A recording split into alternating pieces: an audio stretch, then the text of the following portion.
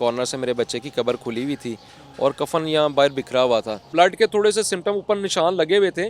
जब कब्र खुली तो 2 बंदों ने, एक सिक्योरिटी गार्ड है यहाँ का वो और एक यहाँ का वो है गोरकन, ठीक है। उसने जब दोनों ने हाथ डाल के कहा कि कसम खा के कहा कि मेरा बच्चा जिस हाल में भी है, टुकड़ों में है, कटा हुआ है, कहीं आपने वो कीलें ठोक के कहीं किया हुआ है या आपने कहीं कोई जादू टूने के लिए कहीं दफना दिया, तो मेरे हाथ जुड़े हैं भाई, मेरा बच्चा दे दो। कोई यहाँ मैंने सुना है बाबे बैठे होते हैं, चिल्ले के काटते हैं, को कब्रों के अंदर घुस के, को कब्रों के बाहर घुस के। वो पुराना एक वाकया है, ये कुत्ता ले गया, वो ये जानवर पड़ जाते हैं, कब्र से जानवर ले जाते हैं।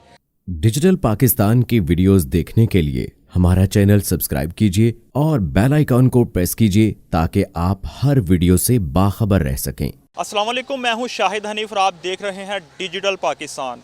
नाजरीन, मैं मियानी साहब कब्रिस्तान में मौजूद हूं। चंद रोज़ कबल जहां बहुत अफसोसनाक वाक़या पेश आया, 3 महीने के बच्चे की डेड बॉडी चोरी कर ली गई। वालिद अब्दुर्रहमान दफना के जाता है अपने अजीज़ो कारब के साथ, उसी कब्र पे मौजूद हूँ। ये वो बच्चे की कब्र है, 3 महीने का बच्चा दफना के वालिद घर पे जाता है। जैसे ही अगले दिन वापस आता है तो उसकी जो डेड बॉडी है यहाँ से चोरी कर ली जाती है। किसने उठाई है, अभी तक 10 से 12 दिन गुजर गए, कोई सुराग ना लग सका। मेरे साथ उनके वालिद मौजूद हैं, अब्दुर्रहमान से बात करते हैं। जी अस्सलाम वालेकुम। वालेकुम सलाम। ये किस तरह वाक़या पेश आया और बहुत कम वाक़यात देखे जाते हैं और अफसोसनाक वाक़या है, अभी तक कोई सुराग लगा? पुलिस ने क्या किया इस पर? सर पुलिस तो अपनी इन्वेस्टिगेशन कर रही है, ठीक है। उन्होंने मुझे कहा था हम अपनी इन्वेस्टिगेशन कंप्लीट कर रहे हैं, जैसे ही कोई सुराग मिलेगा हम आपको अपडेट देंगे। आज 10-12 दिन हो गए हैं तो पुलिस की तरफ से मुझे अभी तक कोई अपडेट नहीं मिली। उनकी अपना तरीक़ाकार है, जिस तरह भी वो इसको इन्वेस्टिगेट कर रहे हैं। अल्लाह करे उनको कोई ऐसा क्रू मिले जिससे वो इस शख्स तक पहुँचे जिसने ये एक ऐसी बड़ी गलत हरकत की है। तो मैं चाहता हूँ वो बंदा पकड़ा जाए और ताकि सारी ज़िंदगी के लिए लोगों के लिए एक मान जाए, इबरत मान जाए। अच्छा, मुझे बताइए किस तरह ये वाक़या पेश आया? आप दफना के गए हैं और अगले रोज़ आए हैं, तो क्या देखा आपने यहाँ? सर मैं इतवार की रात को अपने बच्चे की तदफीन करके गया हूँ, ठीक है। जो नेक्स्ट डे मैं जब आया हूँ ना तो मैंने देखा एक कॉर्नर से मेरे बच्चे की कब्र खुली हुई थी और कफन यहाँ बाहर बिखरा हुआ था। तो मैं जब देखा तो मुझे समझ ही नहीं लगी, मेरी पोजीशन इस तरह की होगी कि मैं बस कुछ बोल भी नहीं सका। मैंने शोर मचाना शुरू किया, यहाँ पास ही दरबार है, वहाँ पे काम कर रहे थे सारे गोरकन ना। तो जैसे ही मैंने शोर मचाया वो सभी जितने भी 8-10 लोग थे सभी मेरे पास आ गए। 2 बच्चे थे, कोई बड़े थे सारे ही। मैंने कहा यार ये देखो मेरे बच्चे का बाहर कफन बिखरा पड़ा है और कब्र खुली है, मुझे लगता है मेरा बच्चा कब्र के अंदर मौजूद नहीं है।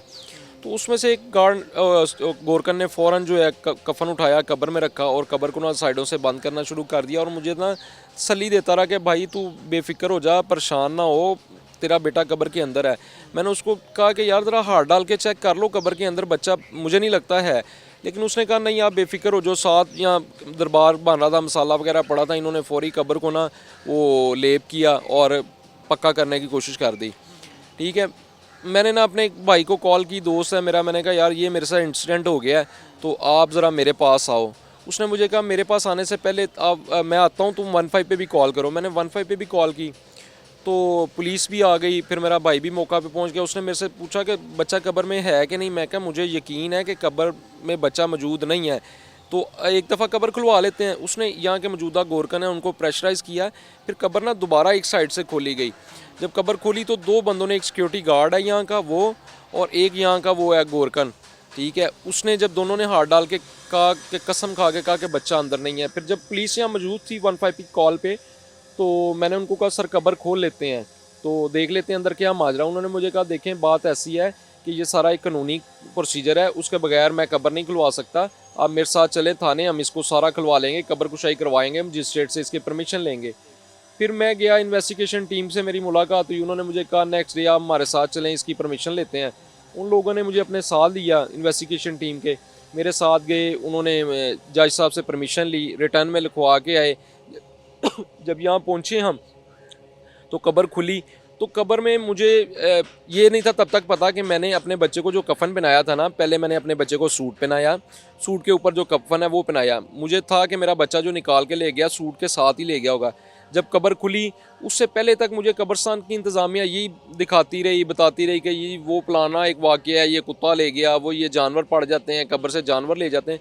जब कब्र खुली ना तो मेरे बच्चे का सूट कब्र के अंदर मौजूद था और कफन भी जो बाहर से उठा के कब्र में डाला गया वो भी तो ज़ाहिर बात है अंदर ही था। और जो कंडीशन मैंने उसकी देखी ना सूट की, अपने बच्चे की और कफन की, वो किसी जानवर का काम ही नहीं। सर देखें, मैंने ये सूट पहना है, अगर जानवर मुझे खींचेगा कहीं से मेरा सूट फाड़ेगा, जानवर है उसको सूट उतारने की तमीज़ तो नहीं है। मेरे बच्चे का सूट जैसे जैसे उल्टा करके उतारा गया, कमीज़ भी उतारी गई, शलवार भी उतारी गई मेरे बच्चे की, और सारा कुछ एज इट इज़ था। ब्लड के थोड़े से सिम्टम ऊपर निशान लगे हुए थे। वो जब मैं बच्चा मेरा फोत हुआ ना, तो मैं हॉस्पिटल ले गया, वो पंप डाउन करते रहे, उन्होंने नाक में नाली लगाई, गले में नाली लगाई, इंजेक्शन लगाते रहे, तो वो थोड़ा बहुत जो ब्लड निकलना था घर पे भी निकला था, ठीक है, तदफीन से पहले और गुस्ल से पहले। जब हम उसको दफना के गए हैं, हो सकता है थोड़ा बहुत तब भी निकला हो। और यहाँ की इंतज़ामिया ऐसी बेहिस्स है, मुझे यही बार बार बात कर रही है कि भाई आपका बच्चा जानवर ले गया, इनको पता है। अब इन्वेस्टिगेशन टीम ने भी फ़ौरन उस वक्त जब कब्र खुली सवाल किया इंतज़ामिया से, सवाल नहीं किया बल्कि उनको कहा कि बशीर साहब ये जो कफन है ये देखिए बिल्कुल ठीक है, ये जानवर का काम नहीं, ये किसी इंसान का काम है। आज भी आप अगर जाकर बशीर साहब से बात करें, वो आपको बात को घुमाएंगे, वो इस पॉइंट पे नहीं आएंगे कि भाई ये बच्चा कोई चोरी करके ले गया, मेरे बच्चे को किसी ने किडनैप किया है।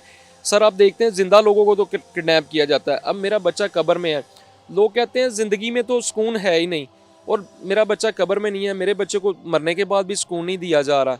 अब मेरा बच्चा, मैंने सबसे रिक्वेस्ट की है, मैं टीवी के चैनल से आपके ये हाथ जोड़ के रिक्वेस्ट करता हूँ, जिस शख्स ने मेरा बच्चा कब्र से निकाला है, जो बच्चा मेरा लेके गया कब्र से, मैं हाथ जोड़ के रिक्वेस्ट करता हूँ कि भाई मेरा बच्चा जिस हाल में भी है, टुकड़ों में है, कटा हुआ है, कहीं आपने वो कीलें ठोक के कहीं किया हुआ है, या आपने कहीं कोई जादू टूने के लिए कहीं दफना दिया, तो मेरे हाथ जुड़े हैं भाई, मेरा बच्चा दे दो, मेरे दिल को सुकून आ जाए, मैं उसकी तदफीन कर सकूं।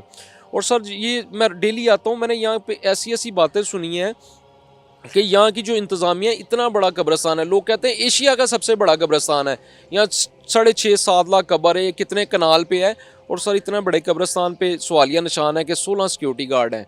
और अगली बात भी आप सुन लें कि इसके अहाते बनाए हुए इन्होंने, 8, 10, 15 जितने भी बनाए वो इनको पता है, और इस अहाते में 65 गोरकन काम करते हैं, ठीक है, और एक शख्स भी तनख्वाह नहीं लेता। मुझे बताया जाए ये 65 लोग जो काम कर रहे हैं, इनके पास ना कोई एविडेंस है कि ये गोरकन है, इसके पास ये कार्ड है, ये सिक्योरिटी गार्ड है, इसके पास कार्ड है, किसी सिक्योरिटी गार्ड के पास कोई वर्दी नहीं है, ना कोई पता चले कि ये कब्रिस्तान का सिक्योरिटी गार्ड है।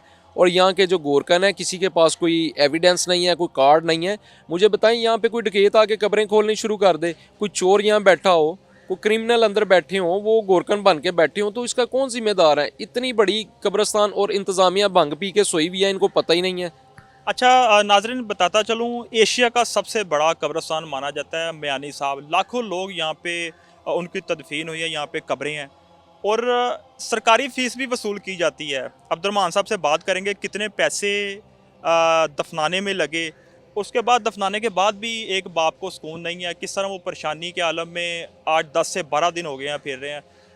क्या यहाँ पे गवर्नमेंट इंसाफ दे रही है लोगों को? मुझे ये बताइएगा कितना खर्चा आया तदफीन में? अच्छा सर, इसकी ना मेरा अब इंसिडेंट जो हुआ, फिर मैंने थोड़ी इंक्वायरी की है। अच्छा, इसकी जो कब्र की फ़ीस है वो अलग चार्जेस हैं, बड़े की जो फ़ीस है, छोटे की अभी मुझे वो आपने कितने दिए? मेरे भाइयों ने दिए, लेकिन जो एक इंकशाफ मेरे सामने खुला कि पर्ची की फ़ीस जो इंतज़ामिया लेती है वो अलग चार्जेस हैं, उसका मुझे अभी तक नहीं अंदाज़ा।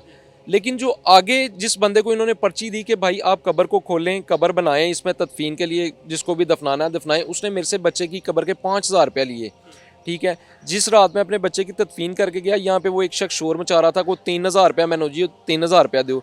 मैं समझा था शायद 3,000 रुपये में ये सारा उन्होंने काम किया है। जब थोड़ी सी बात खुली तो मुझे पता चला ये जिस शख्स को पर्ची मिली उसने मेरे भाइयों से 5,000 रुपये की डिमांड की, मेरे भाइयों ने उसके साथ 5,000 की डिमांड पूरी कर दी। उसने कहा जी मुझे कुछ एडवांस दे दे, बाकी तदफीन के बाद दे देना।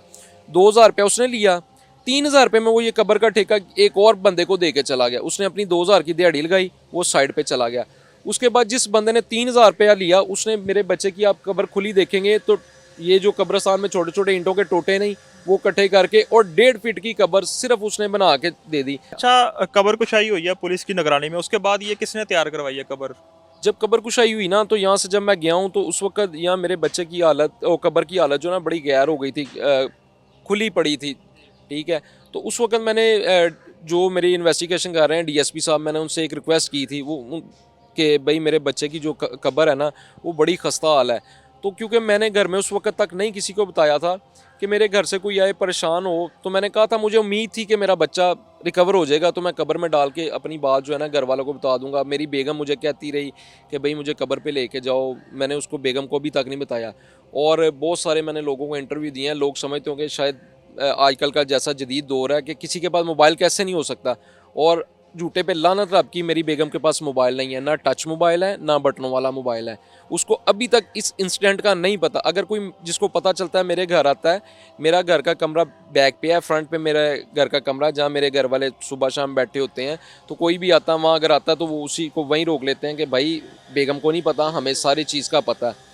तो अच्छा, क्या अपील करते हैं आला हुकाम से? अभी तक तो इंसाफ मिलता नज़र नहीं आया और ये लापरवाही है, इसमें ज़िला इंतज़ामिया के भी जो कसूर आता है। पुलिस ने क्या किया अभी तक वो भी नज़र आते हैं कि क्या कार्रवाई कर रहे हैं। तो क्या आला हुकाम से अपील करें? सर पुलिस अपना काम कर रही है, जो कब्रिस्तान की इंतज़ामिया वो कहते हैं हम अपना काम कर रहे हैं, दोनों अपना अपना काम कर रहे हैं। लेकिन आज देखें, इतवार को मैं बच्चा दफना के गया हूँ, आज मेरा ख़म मंगल के बुध है, ठीक है, तो अभी तक मेरा बच्चा किसी ने रिकवर करके नहीं दिया। मैं तो ज़िला इंतज़ामिया से और जो भी इस कब्रिस्तान को डील करता है उससे गुजारिश है कि एक सख्त ऑपरेशन किया जाए यहाँ पे, और पुलिस से मैं इल्तिजा करूँगा कि एक ग्रैंड ऑपरेशन किया जाए रात के टाइम। दिन के टाइम तो यहाँ मुझे नहीं लगता कोई आपको नज़र भी आएगा। रात को यहाँ मैंने सुना है बाबे बैठे होते हैं, चिल्ले के काटते हैं, को कब्रों के अंदर घुस के, को कब्रों के बाहर घुस के।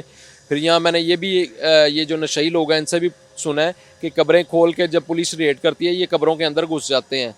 यहाँ इतना इनका वो माफिया सरगर्म है। यहाँ हर तरह का एक ग्रैंड ऑपरेशन किया जाए जिसमें यहाँ नशई भी उठाए जाएँ, जो आइस पाउडर ये बेचते हैं वो भी इसमें पकड़े जाएं, जो कब्रों से बच्चे निकालते हैं वो भी पकड़े जाएं। लेकिन मेरी आला काम से अपील है, मेरा बच्चा कब्र से चोरी किया गया है, किडनैप किया गया है, निकाला गया है, आपकी मेहरबानी है मेरा बच्चा रिकवर करके दें। और जो शख्स ये देख रहा है प्रोग्राम, मेरे उससे हाथ बांधे हैं, मेरे हाथ जुड़े देखें, और मेरा बच्चा प्लीज़ मुझे किसी तरह भी वापस दे दे। मैं अल्लाह की रज़ा के लिए माफ़ कर दूंगा, ये बात उछालूंगा भी नहीं, कहीं करूंगा भी नहीं। अब मेरा बच्चा दे दें, मैं बच्चे को कब्र में उतारूंगा, मैं अपना केस क्लोज़ कर लूँगा। अगर मेरा बच्चा नहीं मिलेगा तो भाई मैं 8, 10, 15 दिन से यहाँ आ रहा हूँ, मुझे जब तक मेरे में हिम्मत होगी मैं डेली यहाँ के शोर मचाऊँगा कि कहीं ना कहीं से मेरा बच्चा मिल जाए। और मेरी कोशिश है, मैं एक अवेयरनेस मैसेज लोगों को देना चाहता हूँ कि देखो आज मेरा बच्चा कब्र से कोई निकाल के ले गया, जानवर नहीं लेके गया, ये झूठ है, और हकीकत ये है किसी ने चोरी किया है। और जब आप अपने प्यारों को दफनाएं तो मेरा भाई कम से कम उनकी सिक्योरिटी करें, यहाँ पे कोशिश करें एक सिक्योरिटी गार्ड अपना खड़ा कर दें कि आपका कोई बच्चा कब्र से ना निकाल के ले। खुसूसन अपनी माएँ बहनें उनको दफनाएं या अपने बच्चों को दफनाएं, तो भाई कम से कम यहाँ पे एक सिक्योरिटी गार्ड खड़ा करें। नहीं तो लोगों की माओ बहनों के साथ ये लोग जना भी करते हैं, आपके छोटे बच्चे निकाल के ले जाते हैं, और सबको पता ये कहाँ कहाँ इस्तेमाल किया जाता है, किस काम के लिए ये बच्चे इस्तेमाल किए जाते हैं। तो काइंडली आप कब्रिस्तान में डेली चक्कर लगाया करें, कब्रों को महफूज रखें, ये कब्र भी महफूज नहीं है इस दौर में।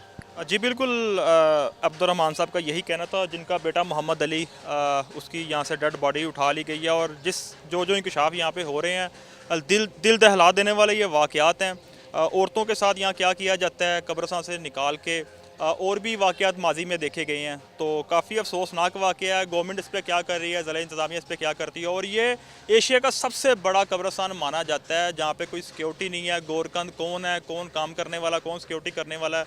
तो काफ़ी अफसोसनाक वाक़या पेश आ रहा है। आला हुकाम से उन्होंने अपील कर दी है। तो बहुत जल्द जो है मैं अगली वीडियो के साथ हाजिर हूँगा, तब तक के लिए इजाज़त चाहूँगा। अल्लाह निगहबान।